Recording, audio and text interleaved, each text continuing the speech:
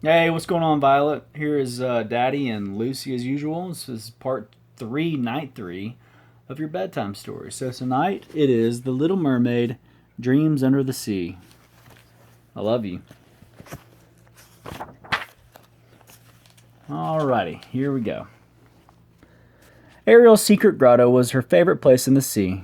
It was where she kept all the objects that she'd found from the world above. She was fascinated with humans, even though her father forbade her to have anything to do with them. During her last trip to the surface, Ariel had rescued a handsome prince named Eric when a terrible storm sank his ship. She had fallen in love with him, but since he was human, she had left before he could see her. A while later, Ariel's fish friend Flounder found a statue of Eric and surprised the mermaid with it. Ariel, cried Sebastian, a crab who was her father's adviser. Get hold of yourself. That's not a human, it's a hunk of rock. Ariel ignored him. The statue said that if you two would please excuse us, he has something he'd like to tell me.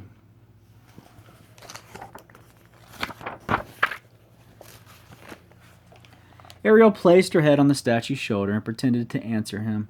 Oh, why, yes, I'd love to marry you, Eric. Marry, Sebastian roared as he swam back into the grotto. You will do no such thing. In the name of His Royal Highness King Triton, I forbid this kind of talk. Oh, Sebastian, it's just a statue, remember? I'm just pretending.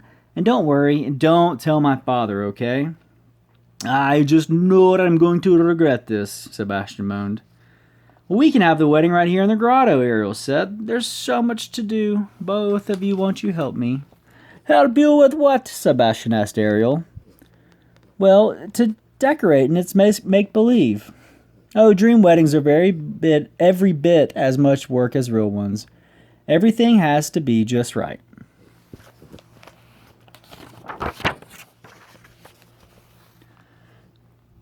I think Prince Eric is dressed perfectly for a wedding. Oh, this will never work. The real Prince Eric is human, Sebastian said, and he lives on land, and every self-respecting sea dweller knows that mermaids live underwater. May I be the chef? Flounder asked. Please, please. Oh, of course, Flounder, she said. I want you to prepare all the most wonderful foods you can imagine. How about some seaweed souffle and some plankton salad? Flounder asked. Oh, yes. Well, just leave it to me, Flounder said. This will be a wedding dinner like no one has ever seen. You can say that again, Sebastian muttered. Oochie. Oh, I can hardly wait, Ariel said. I can picture the entire ceremony. My sisters will make such beautiful bridesmaids. And my father will look so proud and distinguished as we... Your father? Oh, don't be such a party pooper. I'm not actually going to invite my family since this is a pretend wedding, said Ariel. At least for now. That's it, Sebastian said. I can't take any more of your nonsense. Flounder, Ariel called. Sebastian's leaving. Can you think of someone else who could be the master conductor of the grand orchestra? Grand orchestra? Master conductor? Sebastian asked. Well, of course, you're my first choice, Sebastian. But nothing, Sebastian cried. A crab must do what a crab must do. The pretend wedding must go on. Grabbing a candlestick from Ariel, Sebastian began to conduct his pretend orchestra. May I have this dance? Said Flounder. Why, with pleasure, kind sir. That evening, Ariel was trying on a veil she made when Flounder arrived with a pearl necklace. Oh, Flounder, it's beautiful. Oh, well, it belongs to a friend, said Flounder. She said you could borrow it.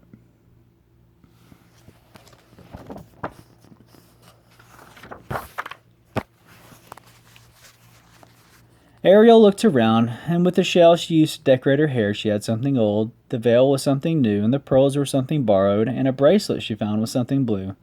That's everything a bride needs. The next morning, Sebastian nervously followed Ariel as she made her way to the grotto. Oh, I hope nobody sees us. Not getting cold feet, claws, are you? Ariel teased. Most assuredly not. The orchestra is ready when you are. Are you ready? Said Flounder. The mermaid nodded, and the fish escorted her down the aisle as the orchestra played the wedding march. And then a funny thing happened. Sebastian began to sniffle. Ariel turned around in surprise.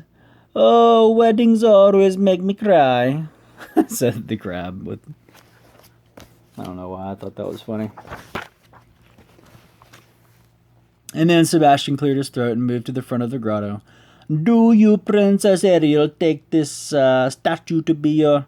Now listen closely to the spot, young lady. Make-believe husband. I do, said Ariel. And do you, Mr. Pretend Prince, take this princess to be your make-believe wife? Sebastian finished, and Ariel leaned toward the statue. He says he does, she told the crab with a giggle. Well then, I suppose I have to pronounce you imaginary husband and wife, Sebastian said. Hooray! And Flounder cheered.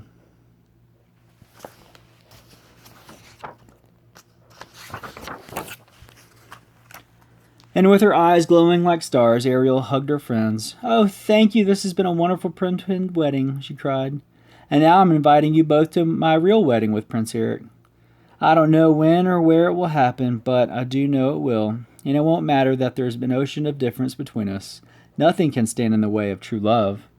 Ariel sighed with happiness, imagining that she was really marrying Eric. And at the end of the ceremony, they would kiss. Ew, she cried suddenly. She realized that she was actually kissing her very startled fish friend Flounder. Aha, said Sebastian. See what comes of thinking a mermaid could marry a human prince?